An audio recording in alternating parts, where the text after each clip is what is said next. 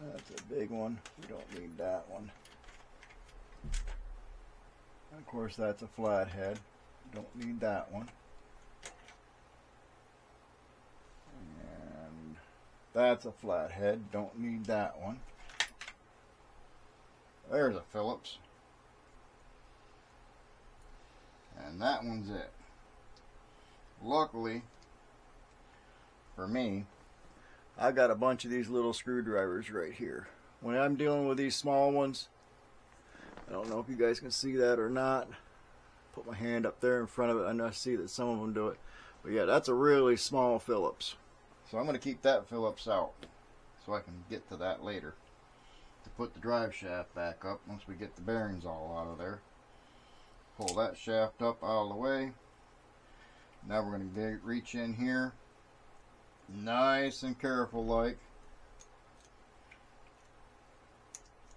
We're going to see about popping that out of there.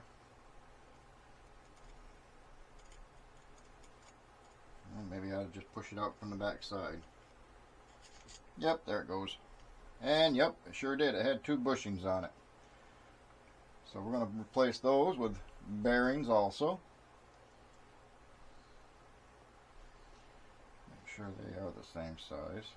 They sure do look it. Yep, that it is. There's one.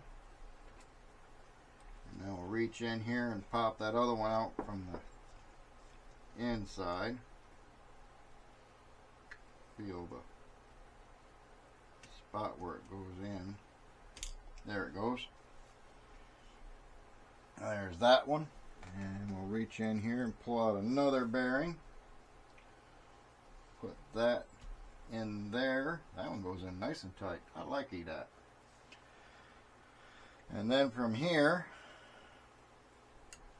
we're going to go over here, grab ourselves some good old-fashioned udder butter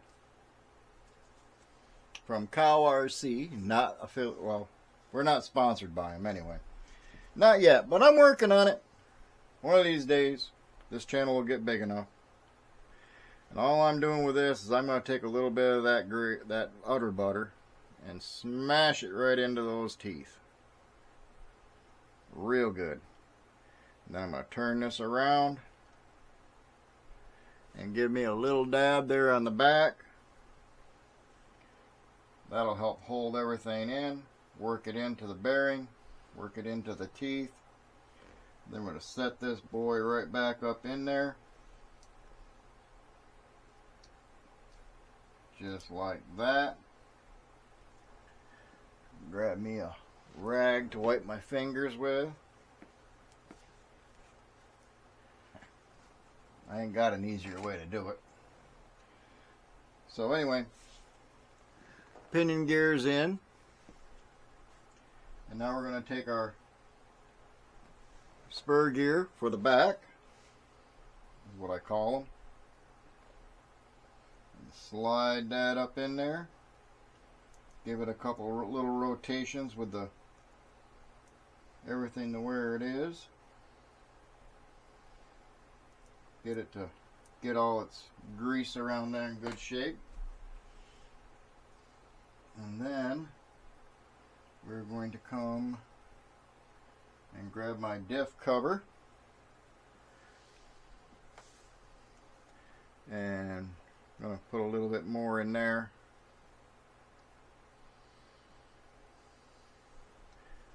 Just enough to fill in the cracks real good. Because what some people don't realize is when they put that in there, it actually goes down inside the shafts here. It will work its way down in there over time. Now, time being, it'll work just like that. Oop, almost dropped it. Small parts, big fingers. And then we're going to take that cover, work that right back in there like so. Grab my rag again. Wipe that off. Grab my 4 screws. Tighten that diff cover back up.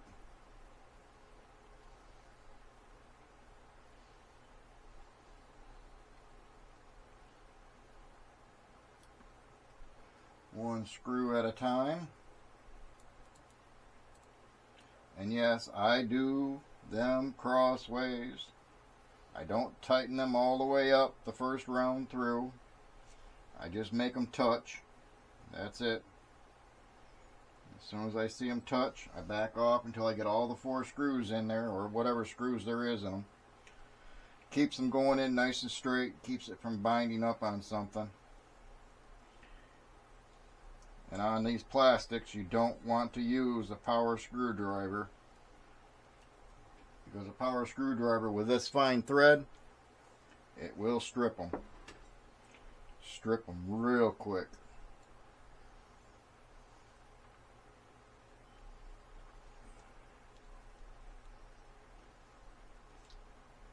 Alright, I got all 4 screws in. Now I'm just going to give them a little bit of a snug. Nothing hard. Just enough to feel the tension. Once the tension's there, I stop. That's when I'll grab another rag and I'll give that a good wipe down all the way around. Get all that excess grease off of there, because what will happen is if you're in the sand, that grease is going to cause that sand to stick to it.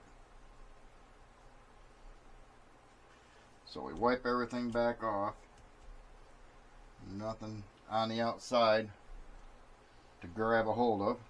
And then from here, we're going to grab our drive shaft, bring that back up here. Yeah, that's going to be fun. Maybe I ought to just pull it up right through the center. Yeah, there we go. Pull that right through the center. Set that up like so. Line up my shaft hole here. Slide my drive shaft on. And then I'll come in here, find my screw and my Phillips screwdriver for that little bitty screw. Lock that in. And then put that back down through the drive shaft. Once that spins tight, stop working it. Don't worry about it. No more. And then we're going to start taking our drive outside ports and assembling them back together, a little at a time, getting them to line back up. Best part about these is there is no way of getting them crossed. They only fit one way. So that makes that easier. Then we take, this actually goes on this side, on the bottom. And then you got this that goes over top of that. And yes, you kind of got to match everything up thread-wise to make it fit. Because I'm sure there's a... Yeah, and I'm finding it out right now. There's a